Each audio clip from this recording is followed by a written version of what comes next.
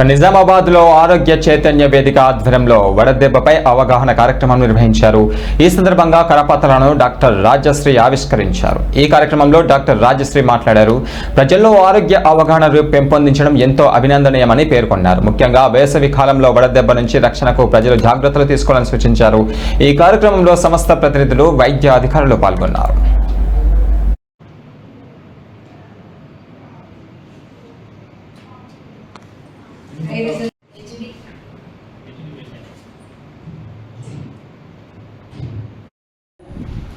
ఈరోజు మన జిల్లా వైద్య ఆరోగ్య శాఖలో ఆరోగ్య చైతన్య వేదిక సంఘం ద్వారా మనము కరపత్రాలు విడుదల చేయడం జరిగినది.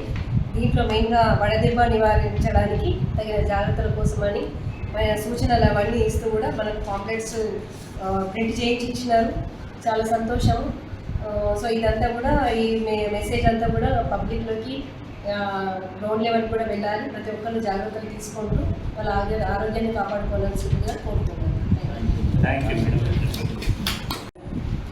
ఈరోజు మన జిల్లా వైద్య ఆరోగ్య శాఖలో ఆరోగ్య చైతన్య వేదిక సంఘం ద్వారా